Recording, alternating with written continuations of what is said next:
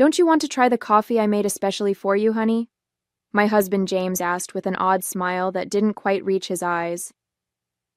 I was sitting at my sister-in-law Nina's elegant dining table in her Nashville home, where we gathered for our monthly family brunch. The coffee cup in front of me had a strange, almost metallic smell that made my stomach turn.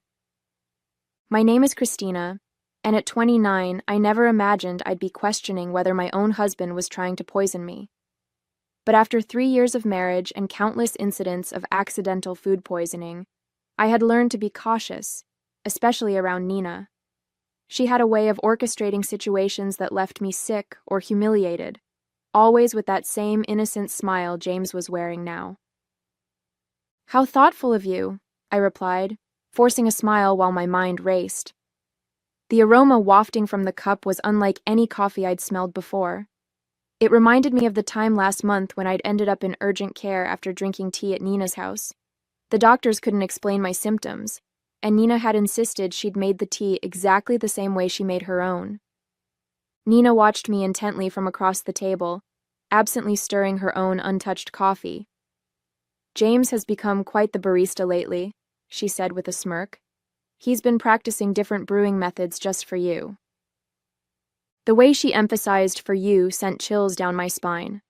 I had noticed James spending more time at Nina's house lately, claiming they were planning a surprise for our upcoming anniversary.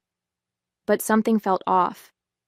The whispered conversations that stopped when I entered the room, the strange texts I'd glimpsed on his phone, and now this coffee with its peculiar scent. I lifted the cup, pretending to take a sip while studying their expressions. James and Nina exchanged a quick glance that confirmed my suspicions. Making a show of checking my phone, I stood up abruptly. "Oh, would you look at that? I need to make a quick call for work. Nina, would you mind if I use your study?" As I walked past Nina's place setting, I deliberately stumbled, quickly switching our coffee cups in the confusion of steadying myself.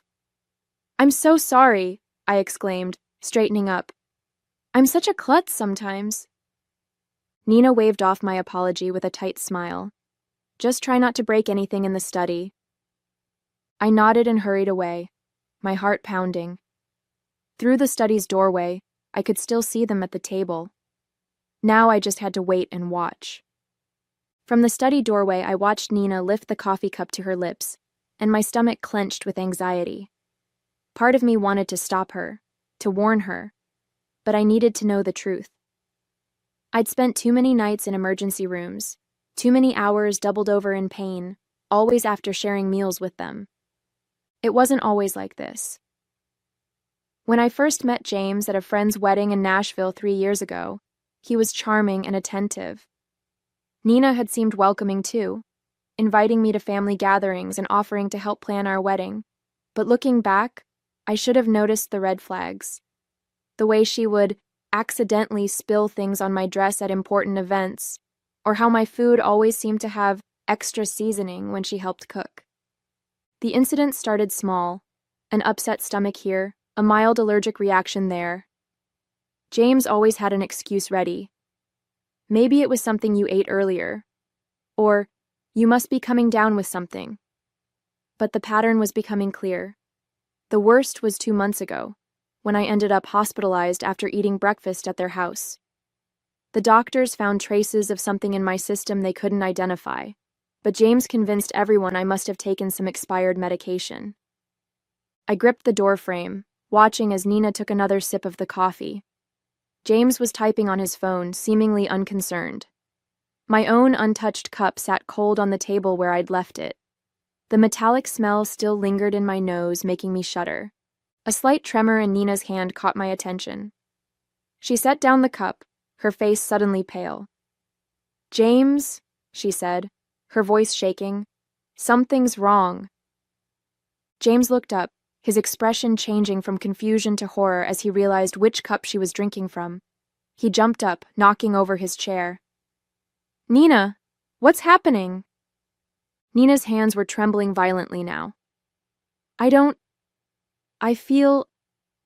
She tried to stand but stumbled, grabbing the edge of the table for support. "James, what did you put in that coffee?" I stepped out of the study, my phone already recording. James was beside Nina now, his face ashen. "That wasn't supposed to be your cup," he whispered, but in the silence of the dining room, his words carried clearly. Nina's eyes widened with realization and fear. "Call an ambulance," she gasped, sliding to the floor. "Please, I can't." I dialed 911 immediately, my hands steady despite the chaos unfolding before me. Nina was on the floor now, her body racked with violent tremors. James knelt beside her, panic written across his face as he realized their plan had backfired spectacularly. "Emergency services? Yes, we need an ambulance at 1542 Maple Grove Drive," I said clearly, keeping my phone recording with my other hand. "My sister-in-law appears to be having a severe reaction to something in her coffee. She's conscious, but experiencing tremors." As I spoke to the dispatcher, Nina's eyes locked onto mine. The usual cold calculation in her gaze was replaced by raw fear. "Christina," she gasped, "you switched. You knew?" "Ma'am, the ambulance is on its way," the dispatcher assured me. "Please stay on the line." James was growing more frantic by the second. "Nina, what's happening? That wasn't supposed to... it wasn't meant for..." "Shut up, James," Nina snapped through gritted teeth, her anger momentarily overcoming her distress. "This is all your fault. You said it would just make her sick enough to miss the board meeting next week. You promised it wouldn't be traced." My blood ran cold. The board meeting, where I was scheduled to present my proposal for a major client account, the same account Nina had been trying to land for months at our competing firms. Everything started clicking into place. "The tea last month," I said, my voice surprisingly steady. "And the breakfast incident 2 months ago. Those weren't accidents, were they?" Nina's face contorted with another wave of pain. "The tea, that was supposed to keep you home during the Johnson contract presentation. But you went anyway." She clutched her stomach, doubling over. "James said, he said we just needed to discredit you, make clients think you were unreliable." The sound of sirens filled the air outside. James stood up, backing away from both of us. "Nina, stop talking. You don't know what you're saying." "I know exactly what I'm saying," Nina spat, her words slurring slightly. "We've been planning this for months, ever since Christina started outperforming me at every client meeting. You were supposed to make sure she drank it today." The paramedics burst through the front door, and I quickly stepped aside to let them work. As they loaded Nina onto a stretcher, I stopped recording and sent the video to my private email, then to my lawyer. James stood frozen, watching as his carefully constructed plan crumbled around him. "I'll ride with her to the hospital," I told the paramedics, my voice firm. "After all, I need to make sure my sister-in-law gets the proper treatment." I met James's terrified gaze.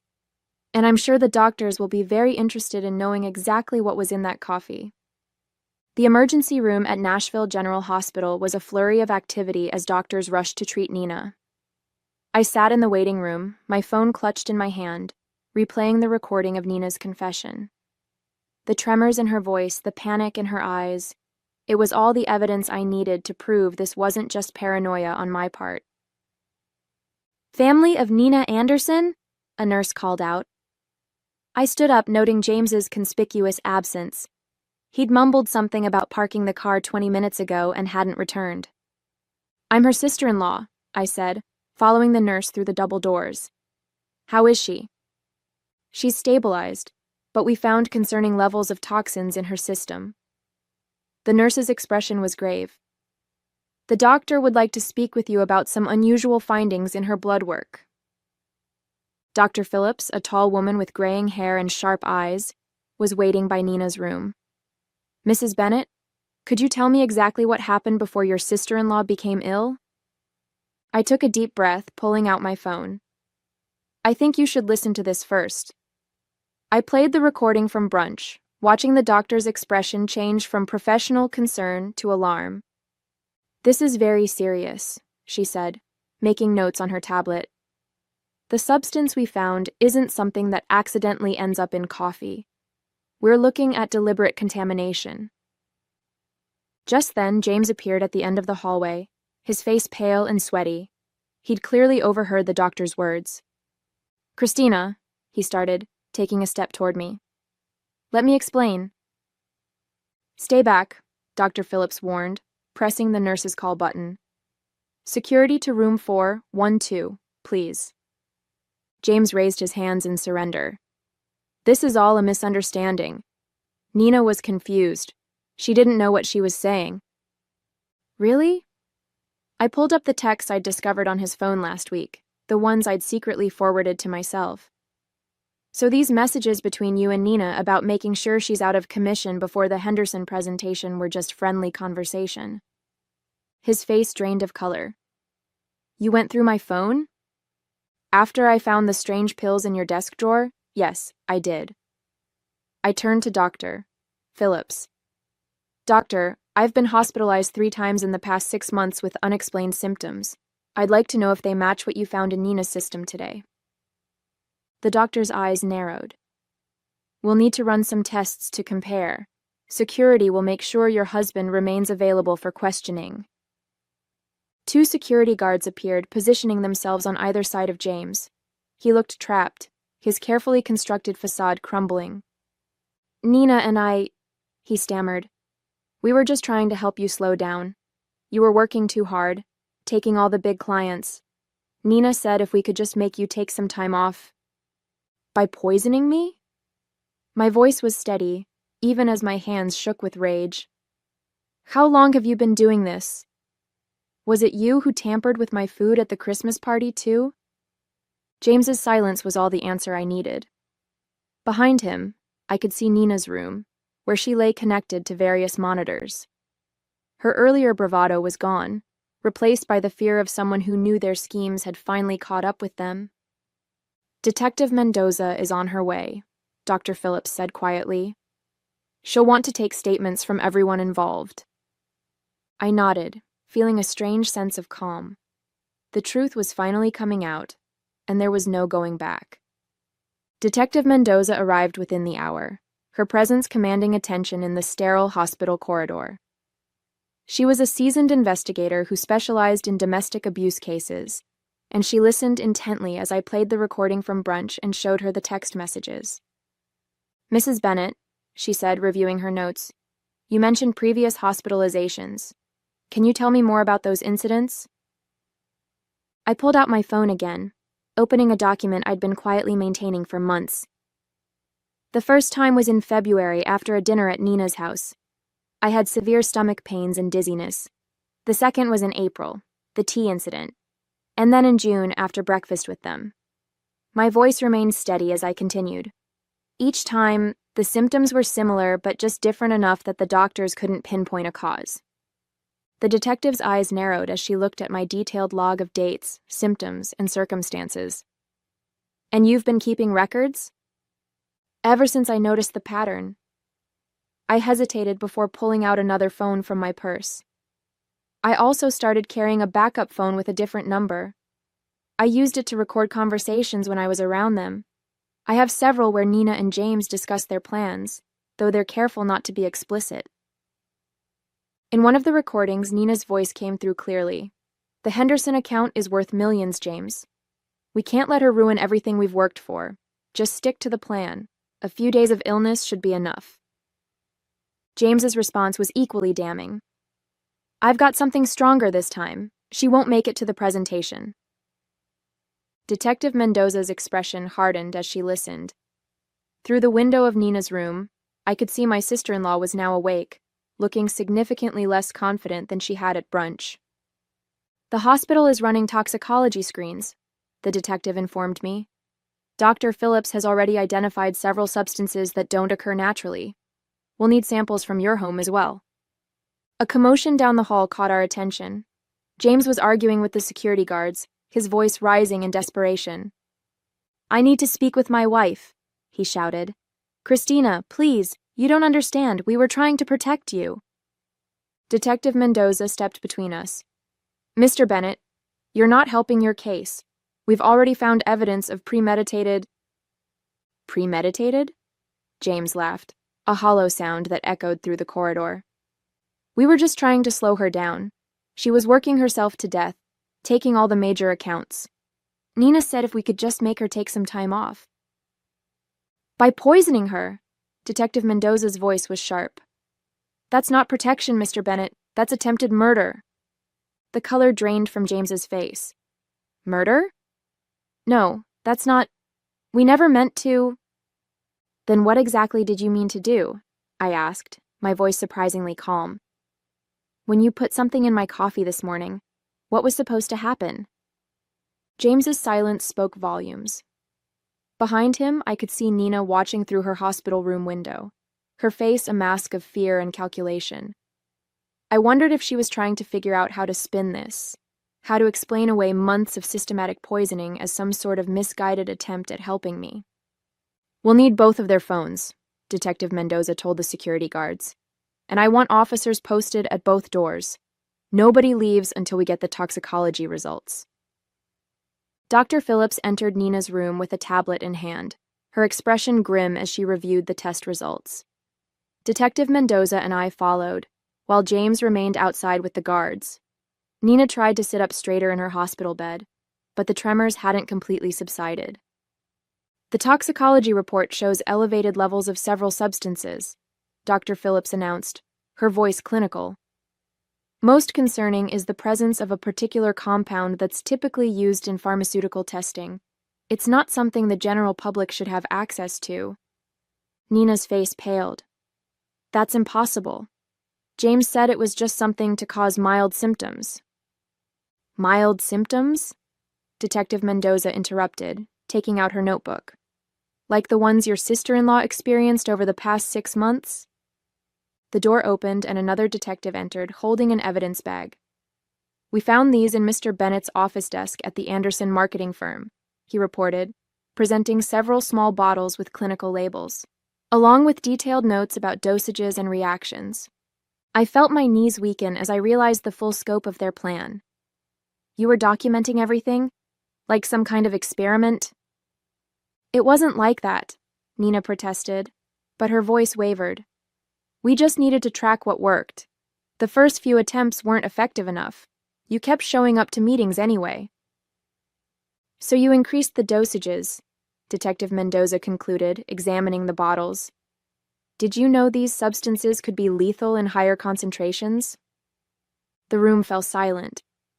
James, still visible through the window, sank into a chair in the hallway, his head in his hands. The Henderson account, I said slowly, pieces clicking into place. It wasn't just about that presentation, was it? You needed me out of the way permanently because the client specifically requested me as their lead. Nina's face contorted with a mixture of anger and fear. You were ruining everything. I built that client portfolio for years, and then you show up and suddenly everyone wants to work with you instead. James said he could fix it. By killing me? The words hung in the air, heavy with accusation. We weren't trying to... Nina started, but Dr. Phillips cut her off. The concentration in the coffee you drank today, the doctor stated, looking directly at Nina, was significantly higher than previous samples we've analyzed from Mrs. Bennett's earlier hospital visits. If she had consumed it, the outcome would have been severe, possibly fatal. Detective Mendoza turned to the other officer.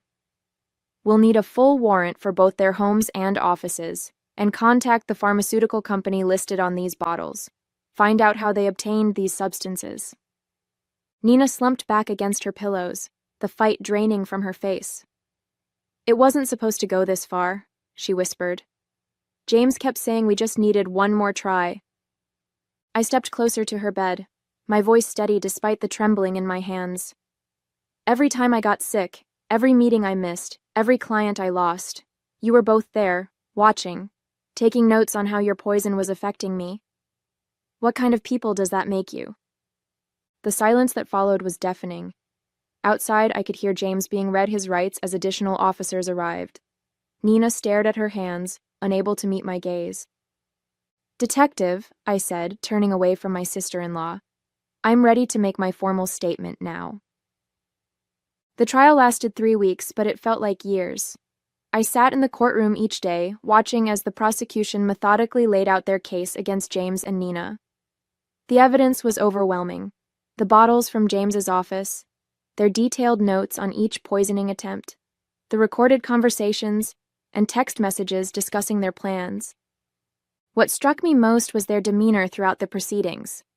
Nina, usually so polished and confident, looked small in her defendant's chair. James couldn't even look at me, keeping his eyes fixed on the floor as expert witnesses detailed the potentially lethal effects of the substances they'd been using. Dr. Phillips's testimony was particularly damning. She presented a comprehensive analysis, showing how they had gradually increased the dosages over time, demonstrating clear intent to cause serious harm. The pharmaceutical company representative confirmed that James had stolen the compounds through his college friend who worked in their research department. The defendants showed a calculated pattern of behavior, the prosecutor argued in her closing statement. This wasn't just corporate sabotage, it was a systematic attempt to harm Mrs. Bennett, with a clear escalation that could have resulted in death. When the verdict was finally read, I felt no joy, only relief.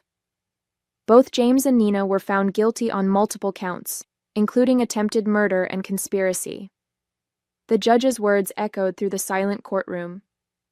The premeditated nature of these actions carried out against a family member over an extended period demands the maximum sentence. I watched as they were led away in handcuffs, thinking about how greed and jealousy had twisted two people I once trusted into something unrecognizable. Their business, their reputations, their freedom, all sacrificed in an attempt to destroy me. 1 year after the trial, I stood at the podium of the Nashville Business Leaders Conference, preparing to give the keynote speech. The irony wasn't lost on me. This was exactly the kind of opportunity Nina had tried to prevent me from achieving. The Henderson account, which she and James had been so desperate to steal, had led to several more major clients, establishing me as one of the top marketing executives in the region. Success isn't just about talent or hard work, I began, looking out at the sea of faces. It's about integrity, about building genuine relationships based on trust. I paused, letting my words sink in. Sometimes the biggest threats to our success come from those closest to us, but surviving those challenges makes us stronger. After my speech, several young professionals approached me seeking advice. One woman, her eyes bright with determination, asked how I'd maintained my composure throughout the ordeal. I focused on what I could control, I told her. I gathered evidence, trusted my instincts, and refused to let fear stop me from pursuing my goals. Later that evening, I received an email from the Henderson client, confirming they were renewing their contract for another 3 years. I smiled, thinking about how differently things might have turned out if I hadn't trusted my instincts that day at brunch. The local paper had run a small article that morning about Nina and James beginning their prison sentences. I didn't read it. Instead, I focused on the proposal for my newest client project, knowing that the best revenge wasn't about getting even. It was about moving forward and succeeding despite those who tried to hold you back.